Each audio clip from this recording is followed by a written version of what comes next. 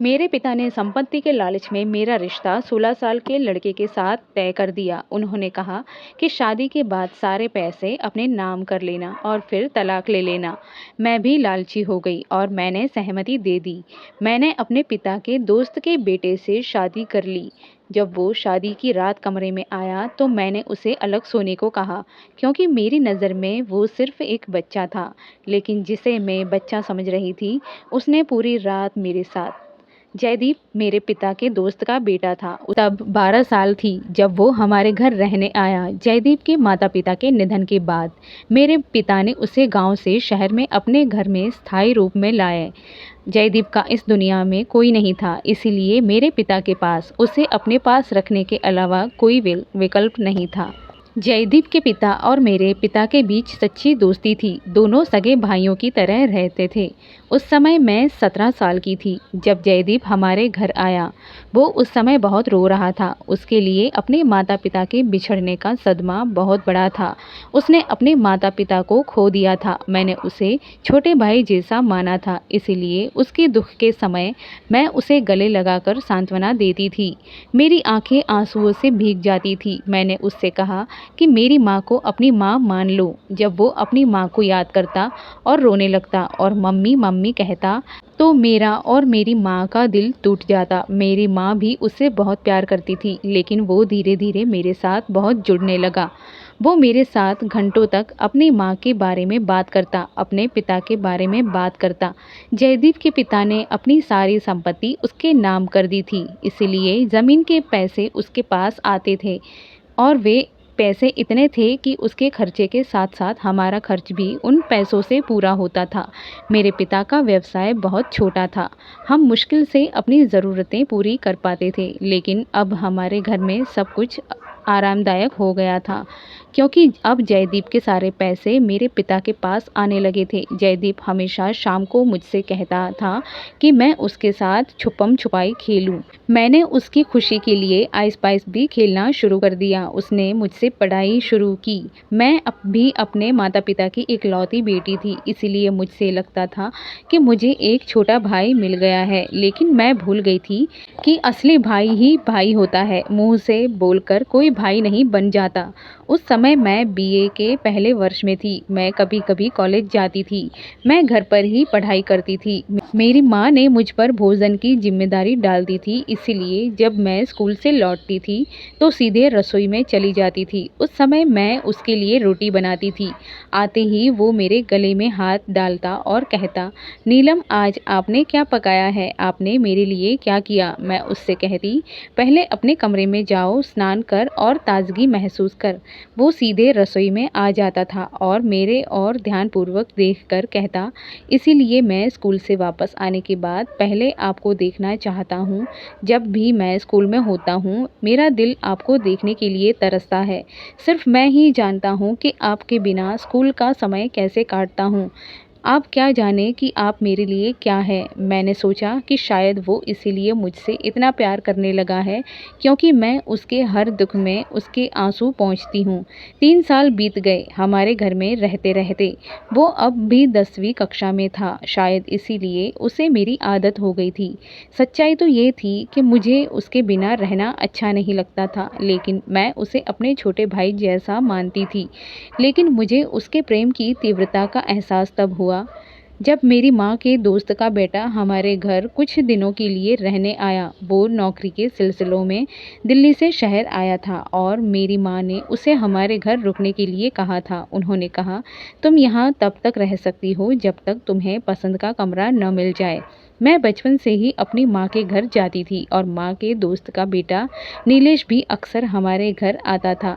बचपन से ही हमारी अच्छी दोस्ती थी। मेरी माँ और उसके दोस्त ने बचपन में ही हमारे रिश्ते तय कर दिए थे और मुझे और नीलेश को भी इस बात की जानकारी थी। इसीलिए हम दोनों के मन में एक दूसरे के लिए समान भावनाएं थीं। जब उसे नौकरी मिली तो वह बहुत खुश हुआ। उसने कहा, आंटी मुझे एक छोटा सा फ्लैट मिल गया है, अब मैं अपने फ्लैट में शिफ्ट हो जाऊंगा।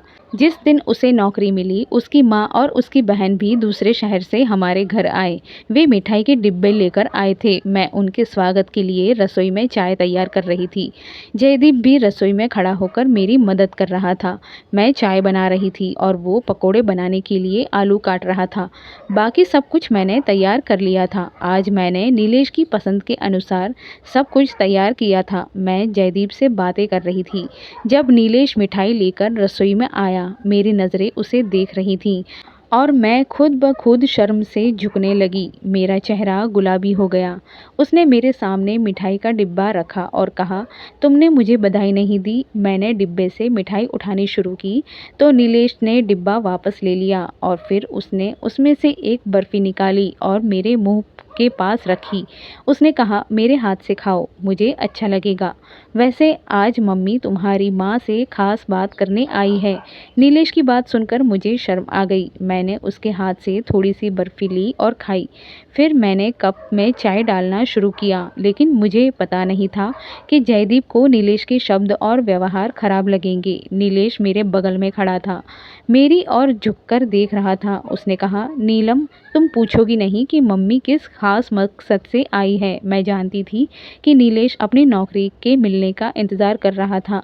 निश्चित रूप से अब ये शादी के बारे में ही होगा, लेकिन मैं अनजान बनी रही। नीलेश की नज़रें मेरे दिल की धड़कनें बढ़ाने लगी थी।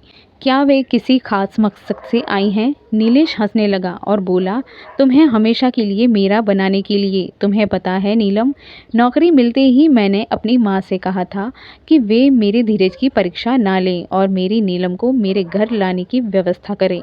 नीलेश का प्रेम चरम सीमा पर था। जब जयदीप की चीखों से हम दोनों होश में लौट आए। आलू काटते समय जयदीप ने अपनी उंगली काट ली थी और अब उससे खून बह रहा था। वो अपना हाथ पकड़कर चलने लगा। मैं और नीलेश उसके पास गए। मैंने उसका हाथ पकड़ा। बहुत कट गहरा था। उसके हाथ से बहुत सारा खून बह रहा था और उसकी आंखों से भी आंसू बह रहे थे। नीलेश ने मुझसे जयदीप का हाथ पकड़ा। ओह, इसका हाथ तो बुरी तरह से कट गया है। तुमने इस बच्चे से ये काम क्यों करवाया नीलम? जाओ और पट्टी लाओ। नीलेश भी जयदीप का कटा हुआ हाथ देखकर दुखी हो रहा था। जयदीप चुपचाप दर्द सहन कर रहा था। उसका हाथ देखकर मैं बेचैन हो गई। इसीलिए मैं जल्दी से रसोई से बाहर निकली और माँ के कमरे में जाकर पट्टी लेकर आई। मेरी माँ और नीलेश की माँ दोनों को जयदीप की चिंता होने लगी।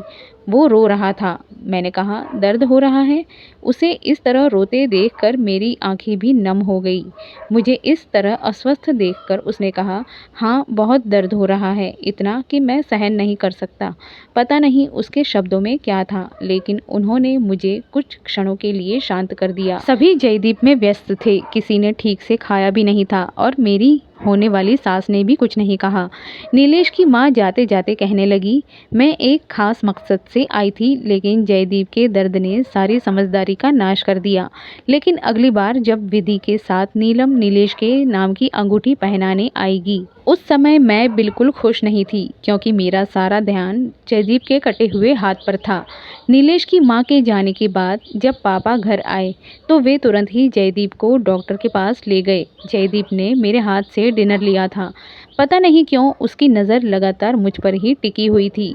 वो लगातार मेरी तरफ देख रहा था। पहली बार मुझे समझ नहीं आ रहा था कि उसकी नज़र से मैं क्यों असहज हो रही थी। पहली बार मुझे लगा कि मैं अपनी नज़रें हटा लूं। मुझे समझ नहीं आ रहा था कि उसकी आंखों में क्या था, लेकिन मैं ये उलझन का सामना कर रही थी। और फिर ये सिलसिला शुरू हो गया। जयदीप के शब्दों ने मुझे अजीब तरीके से उलझन में डाल दिया। उसने मुझसे कहा कि नीलम जी, कृपया प्रार्थना करें कि मैं जल्दी से बड़ा हो जाऊं। उसकी बात सुनकर मैं आश्चर्य से हंसने लगी। मैंने कहा, तू बड़ा होकर क्या करेगा? उसने कहा, मैं अपने पिता के सभी काम संभालूंगा, बहुत पैसे कमाऊंगा, नीलेश से भी ज़्यादा। और फिर इतना कहकर वो चुप हो गया। मैंने कहा, और फिर क्या? फिर उसने कहा, मैं आपको कभी बताऊंगा, पहले मुझे ये बताओ, तुम्हें कौन ज़्यादा पसंद है, नीलेश या मैं? उसके सवाल ने मुझे मुश्किल में डाल दिया। मैं अपने मुंह से नीलेश का नाम कैसे ले सकती थी? मेरे और नीलेश के बीच कोई लव मैरिज नहीं थी। बल्कि हमारे अरेंज्ड मैरिज थे और जिस माहौल में मेरा पालन पोषण हुआ था, मैं अपने भावी पति का नाम इस तरह ऊंची आवाज़ में नहीं कह सकती थी। मैंने कहा, जयदीप, ये कैसा सवाल है? तू मेरे लिए छोटे भाई जैसा है और नीलेश मेरा मंगेतर है। लेकिन वो जिद पर अड़ा रहा। उसने कहा, मुझे बताओ, हम दोनों में से तुम्हें सबसे ज़्यादा कौन पसंद है? मैं उसके सामने नीलेश का नाम नहीं ले सकी। इसीलिए मैंने कहा, मुझे तू बहुत पसंद है। हाँ, नीलेश से भी ज़्यादा। मैंने मजाक में ये कहा, जैसे बड़ी बहन छोटे भाई से कहती है। उसके मनोरंजन के लिए मेरी बात सुनकर उसका चेहरा खिल उठा। उसने कहा, मुझे पता था, जब मैं तुम्हें इतना चाहता हूँ तो ये कैसे संभव है कि तुम मुझसे प्यार ना करो। उसने कहा जो कहा वो मुझे इतना बुरा नहीं लगा, लेकिन उसकी आंखों की शरारत ने मुझे चौंका दिया। मैं हमेशा उसे छोटे बच्चे के रूप में ही मानती थी, इसीलिए मैं उसके बारे में ऐसा सोच भी नहीं सकती थी। जयदीप ने 10वीं कक्षा बहुत अच्छे से पास कर ली थी। इस बार नीलेश की माँ मेरे लिए सगाई का सारा सामान लेकर आई थी। हमारे घर में एक छोटे से समारोह का आयोजन किया गया था। मेरी सहेलियों ने मुझे बहुत अच्छे से तैयार किया था, लेकिन पता नहीं क्यों जयदीप चुप था। सगाई की विधि पर घर पर ही की गई थी। मैं तैयार होकर नीलेश के बगल में बैठी थी, इसीलिए जयदीप थोड़ी देर तक मेरी तरफ देखता रहा। मेरी नज़रें भी बार बार उसकी तरफ जा रही थी। पता नहीं क्यों उसकी आंखों में वासना दिखने लगी थी, और जब नीलेश ने मुझे अंगूठी पहनाने के लिए मेरा हाथ पकड़ लिया तो जयदीप वहाँ से जल्दी से निकल गया। मुझे पता था कि जाते हुए उसे देखकर वो उदास है। सगाई हो रही थी और 1 साल बाद शादी होनी थी, जिसके कारण जयदीप उदास था। लेकिन मैं क्या कर सकती थी? मुझे एक ना एक दिन शादी करनी थी। नीलेश आज बहुत खुश था। वो मेरे कान के पास आया और मुझे स्नेहपूर्वक कहने लगा, आज तुम जितनी सुंदर लग रही हो, क्या तुम सोचती हो कि सगाई के बजाय सीधे शादी कर लें, 7 फेरे ले लें? नीलम, आज कसम से सोना मुश्किल हो रहा है। नीलेश ने लंपट शब्द सुनकर मेरे गाल शर्म से लाल हो गए। मेरा चेहरा अपने आप शर्म से झुक गया। मुझे नीलेश पसंद था, लेकिन उसके प्रेम की अभिव्यक्ति ने मेरे भीतर हलचल मचा दी थी। सभी मेहमान चले गए थे। जब नीलेश का परिवार जाने लगा तो नीलेश की बहन ने मुझे एक अलग गिफ्ट पैक दिया। उसने कहा, नीलेश भैया ने तुम्हारे लिए पागल हो गए हैं। वो तुम्हारे लिए कुछ खरीदना चाहते हैं, लेकिन अभी वो इसे अफोर्ड नहीं कर सकते, इसीलिए उन्होंने तुम्हारे लिए ये दिया है। वो एक सोने की चेन थी जिस पर नीलेश लिखा हुआ था। उसने कहा, नीलम से कह देना कि वो इसे हमेशा पहने रखे। मैंने शर्माते हुए अपनी ननद से वो पैकेट लेकर अपने कमरे में आ गई। वे लोग चले गए थे, लेकिन मैं बहुत खुश थी। मैंने भी शांति से वो चैन अपने गले में पहन ली। शायद एक लड़की के लिए बहुत ही सौभाग्यशाली बात होती है कि उसका पति उससे बहुत प्यार करे। अभी मैं अपने गले में वो चैन देख ही रही थी जब नीलेश का फ़ोन आया। मैंने हंसते हुए उसका फ़ोन उठाया। अब नीलेश के शब्द मेरे चैन चुराने लगे थे। उसने अपनी परेशानियों के बारे में बताना शुरू किया। उसके शब्दों में ऐसा जादू था कि मैंने जयदीप की अनदेखी कर दी। मुझे पता था कि वो अपने कमरे में बैठकर रो रहा होगा, लेकिन इस समय नीलेश क्या कह रहा था, इसमें मुझे ज़्यादा दिलचस्पी थी। नीलेश कहने लगा, मेरी धीरज की इस परीक्षा को और मत बढ़ाओ। मैंने मम्मी से कह दिया है कि हमें कुछ महीनों बाद शादी की तारीख तय कर लेनी चाहिए, नहीं तो मैं नीलम को कहीं ले जाऊंगा। अभी मैं नीलेश से बात कर रही थी कि मैंने अचानक एक आवाज़ सुनी, जैसे कांच टूटने की आवाज़। मैंने तुरंत फ़ोन बंद कर दिया और कमरे के बाहर आई। जयदीप के कमरे से आवाज़ आ रही थी। मम्मी पापा भी थक कर अपने कमरे में सोने चले गए थे। अब जयदीप के कमरे से आवाज़ सुनकर वे भी लॉन्ज में आ गए थे। मेरे पापा ने जयदीप का दरवाज़ा खटखटाना शुरू किया, लेकिन उसने दरवाज़ा नहीं खोला। इसके बजाय वो ज़ोर ज़ोर से चिल्ला रहा था और रो रहा था। वो अपने कमरे में कांच की चीज़ों को मार मार कर तोड़ रहा था और कह रहा था कि मैं आज अपनी जान ले लूँगा। तुम लोग मेरी नीलम को मुझसे अलग करोगे तो मैं मर जाऊँगा। ये सुनकर मैं चौंक गई थी कि वो अपनी जान को नुकसान न पहुँचा दे। मैंने दरवाज़ा खटखटाया, उसे अपनी कसम दी और कहा, दरवाज़ा खोलो। उसने कहा, मैं इसे नहीं खोलूँगा। तुम मुझे बिल्कुल प्यार नहीं करती हो, इसीलिए मुझे छोड़कर जा रही हो। जब मैं मर जाऊँगा तो तुम खुशी खुशी शादी करना। उसके शब्द और जोश से मैं हिल गई थी। मम्मी पापा भी सदमे और चिंता में थे। मैं अभी भी यही समझ रही थी कि वो दुखी है क्योंकि मैं जा रही हूँ और मेरे बाद वो अकेला पड़ जाएगा। उसे एक दोस्त या बहन की ज़रूरत थी, लेकिन मैं गलत थी। ये जोश, ये प्रेम भाई बहन या दोस्त का नहीं था, बल्कि ये तो कुछ और ही था। अंदर से उसने ज़ोर से चिल्लाया, मैं पूरी दुनिया को आग लगा दूंगा, मैं अपनी जान ले लूँगा, मैं अपनी नीलम के बिना नहीं जी सकता। उसकी बात सुनकर मेरी माँ भी रोने लगी। आज हमने पहली बार उसके जुनून का ये रंग देखा। सभी की जान खतरे में थी, शायद वो खुद को नुकसान न पहुँचाए। मैं रोने लगी। मैंने कहा, मैं तुझे कसम देती हूँ, तू अपनी जान को कुछ नहीं करेगा। दरवाज़ा खोल जयदीप। मैं सोच भी नहीं सकती थी कि वो ऐसा कदम भी उठा सकता है।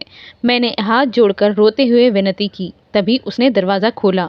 वो बुरी तरह से रो रहा था। उसकी आंखें लाल हो रही थी। अचानक उसने मुझे गले लगा लिया। उसने मुझे इस तरह खींचा कि अगर वो मुझे छोड़ देगा तो मैं कहीं भाग जाऊंगी। इस समय उसका दिल तेज़ी से धड़क रहा था। उसने कहा, उतारो और फेंक दो ये चैन। वो आदमी कौन है जो तुमसे शादी कर सकता है?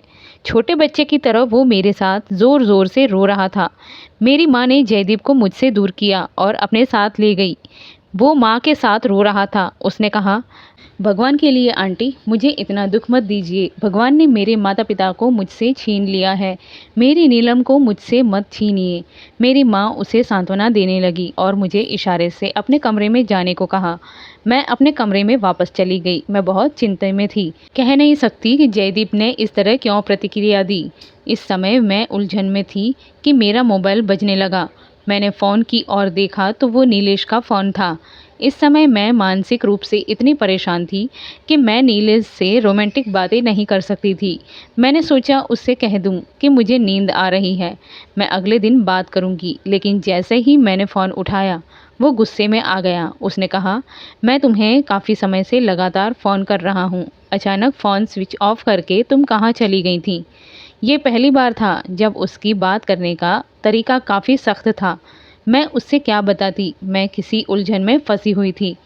मैंने कहा, माँ की तबीयत अचानक बिगड़ गई थी। मुझे उससे झूठ बोलना पड़ा। ये बहाना उस समय मुझे सही लगा। ये सुनकर नीलेश चुप हो गया। फिर उसने अपने बर्ताव के लिए माफ़ी भी मांगी और माँ की तबीयत के बारे में पूछने लगा। वो मुझसे फिर से प्यार भरी बातें करने लगा, लेकिन मैं मानसिक रूप से बहुत अस्वस्थ थी। एक तरफ नीलेश जल्दी से जल्दी शादी करने के लिए दृढ़ था, दूसरी तरफ जयदीप इस सच्चाई को स्वीकार करने के लिए तैयार नहीं था कि मैं हमेशा उसके साथ नहीं रह सकती। आखिरकार मुझे किसी न किसी दिन शादी करनी ही थी। सच तो ये था कि मैं भी नीलेश से बहुत प्यार करने लगी थी। ये बंधन कुछ ऐसा ही था कि वो मेरा मंगेतर था और फिर वो भी मुझे प्यार करता था, तो मेरे दिल की भावनाएं उसके लिए कैसे ना बदलती।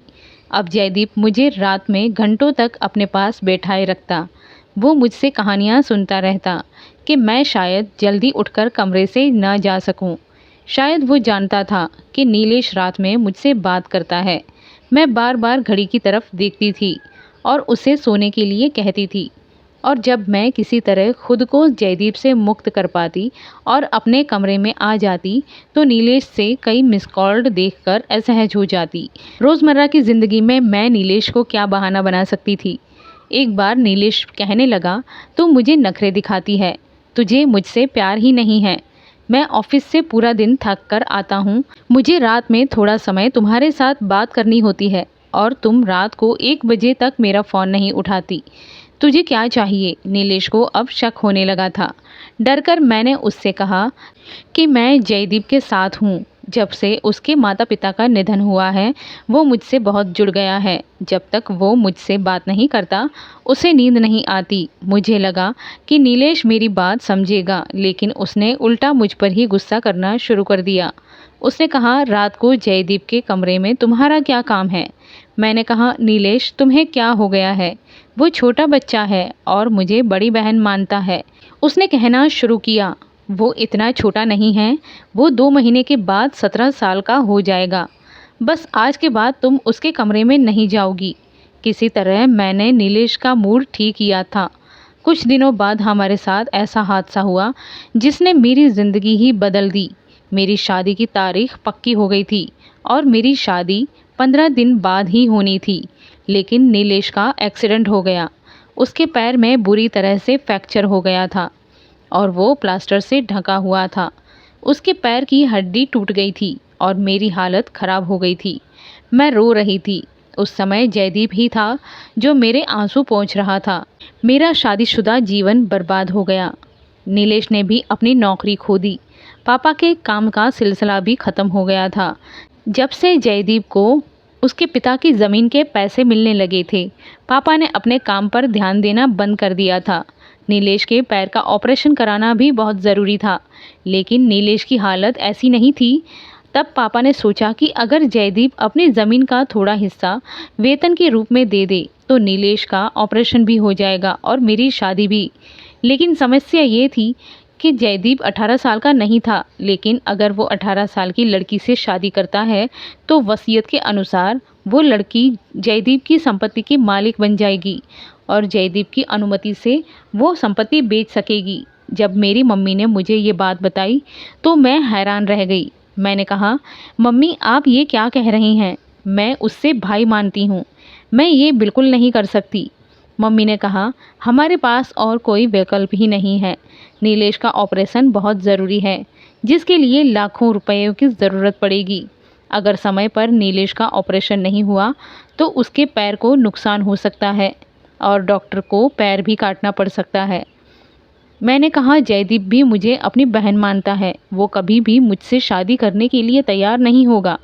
आप हमारी परीक्षा क्यों ले रही हैं? और फिर मैं जयदीप से 5 साल बड़ी भी हूँ। मम्मी कहने लगी, हमें बस शादी करनी है, इसके बाद तुम्हें कोई विदाई नहीं दी जाएगी और तुम्हें विदा भी नहीं होना है।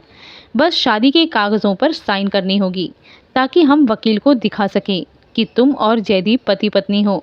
इसके बाद तुम्हें पावर ऑफ अटर्नी भी मिल जाएगी। फिर हमारी सभी समस्याओं का हल हो जाएगा। मैंने कहा, नीलेश कभी ये बर्दाश्त नहीं करेगा। मम्मी कहने लगी, वो खुद बहुत मजबूर है। मैंने उसे सब कुछ बता दिया है और उसे बात पर कोई आपत्ति नहीं है। मैं हैरान रह गई कि उसने मुझे जयदीप के करीब आने नहीं दिया। अब वो जयदीप से शादी करने के लिए कैसे तैयार हो गया?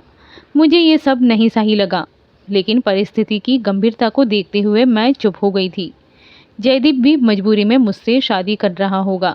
इस समय वो 17 साल का था और मैं 22 साल की थी। मैंने जयदीप से शादी कर ली क्योंकि ये केवल एक कागज़ी शादी थी, इसके अलावा और कुछ नहीं। लेकिन शादी के तीसरे दिन जयदीप ने मुझसे कहना शुरू किया, नीलम तैयार हो जाओ, हम गांव जा रहे हैं। मैंने पूछा, क्यों गांव? उसने कहा, ज़मीन का काम वहीं होगा। मेरे पिताजी भी गांव जाने के लिए तैयार थे ताकि जयदीप का सब कुछ मेरे नाम हो जाए और ज़मीन का कुछ हिस्सा बेचकर नीलेश का ऑपरेशन करवाया जा सके। लेकिन जयदीप ने मना कर दिया। उसने कहा, अंकल जी ये कुछ दिनों की बात है, वकील से कागज़ तैयार करवाने होंगे, फिर हम साइन कर देंगे। आप वहाँ जाकर क्या करेंगे? गांव में शहर की तुलना में अधिक ठंड रहती है और आप किसी भी तरह मौसम की पकड़ में जल्दी आ जाते हैं। ये बात भी सही थी, इसीलिए मैंने अपने माता पिता को भी मना दिया। वो मुझे अपने साथ ले गया और अकेले गांव आया।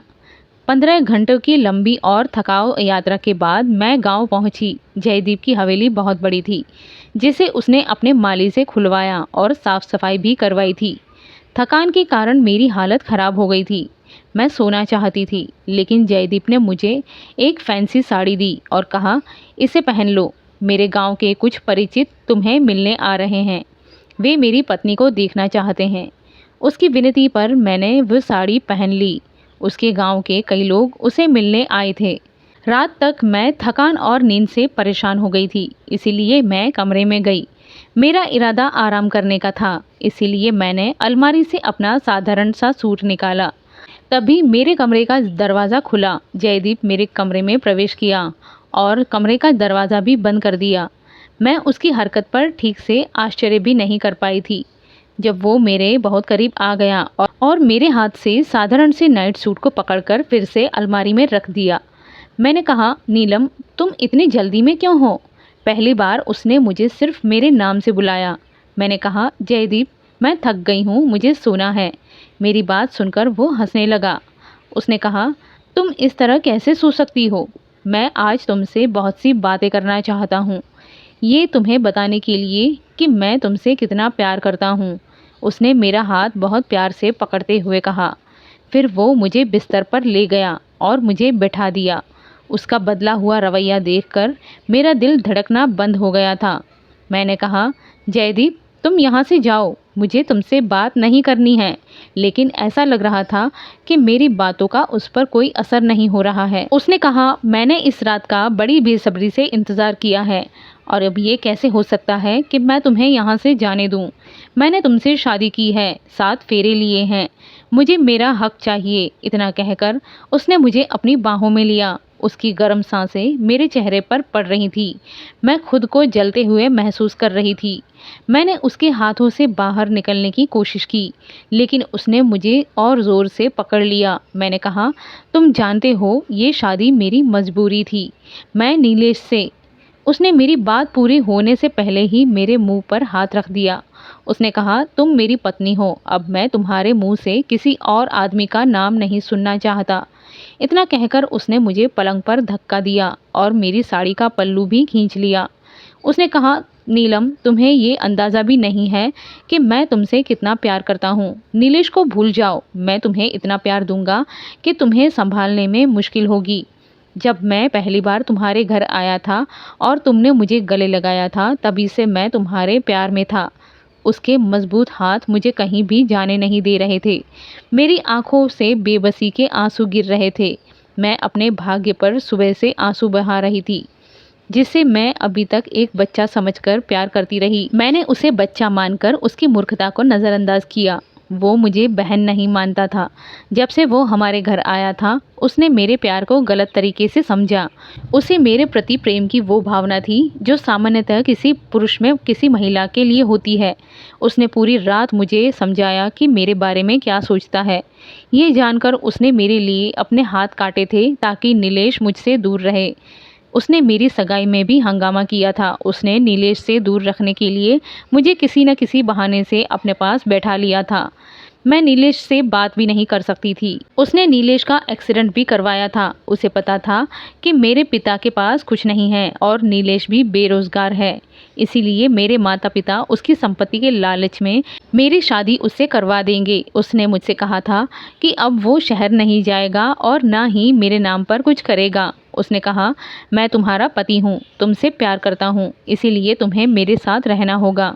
उसने मुझसे जो संबंध बनाए थे, उसके बाद अब नीलेश मुझे कभी स्वीकार नहीं करेगा। जयदीप ने कहना शुरू किया, नीलम, इसमें तुम्हारी भी गलती है। तुमने मुझे कभी अपने नज़दीक आने से मना नहीं किया था। तुमने मुझ पर कोई कभी सीमा भी नहीं लगाई थी। इसीलिए मेरे लिए ये संभव नहीं था कि मैं तुम्हें किसी और के साथ रहने दूं।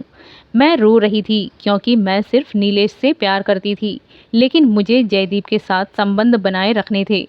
अब मैं यही सोच रही थी कि मुझे उसके प्रति केवल सहानुभूति थी, जिसने मुझे इतना महंगा सबक दिया था। या शायद वो सही था, वो इतना बच्चा भी नहीं था कि मैंने उसे अपने इतने करीब आने दिया। जब मैंने अपने पिता को फ़ोन पर सब कुछ बताया तो वे भी हैरान रह गए। उन्होंने जयदीप से बात की और उसे बहुत बुरी बातें कहीं। उन्होंने कहा, तुम हमारे उपकार भूल गए हो। जब तुम्हारे पास कोई नहीं था तो हमने तुम्हारा साथ दिया। पापा मुझे कहने लगे कि मैं अभी तुम्हें लेने आता हूँ और मैं अदालत के ज़रिए तुम्हारा जयदीप से तलाक करवाऊँगा। लेकिन जब मेरी मम्मी को सब पता चला तो उन्होंने मुझे फ़ोन पर समझाया, नीलम, जो हुआ उसे भूल जाओ। अब तुम्हारा पति जयदीप ही है और उसे स्वीकार करो। तुम दोनों के बीच जो संबंध बना है, उसके बाद नीलेश तुम्हें स्वीकार नहीं करेगा। तुम्हारा जीवन बर्बाद हो जाएगा। और फिर जयदीप तुम्हें प्यार करता है, उसने ये सब तुम्हारे प्यार के लिए किया है। नीलेश को दिल से निकाल दो और जयदीप को स्वीकार कर लो। मैंने फ़ोन काट दिया। मेरी आंखों से आंसू बह रहे थे और अब मैं बैठकर सोच रही थी कि मुझे आगे क्या करना चाहिए। क्या मुझे जयदीप को स्वीकार करना चाहिए या अपने पिता के साथ जाना चाहिए और अदालत से जयदीप से तलाक लेना चाहिए। दोस्तों, कहानी कैसी लगी ज़रूर बताएं। अगर आपको पसंद आई हो तो कृपया इसे लाइक करें। रोज़ नई कहानी सुनने के लिए हमारे चैनल को सब्सक्राइब करें। अंत तक कहानी सुनने के लिए बहुत बहुत धन्यवाद। अगली बार एक नई कहानी के साथ मिलेंगे।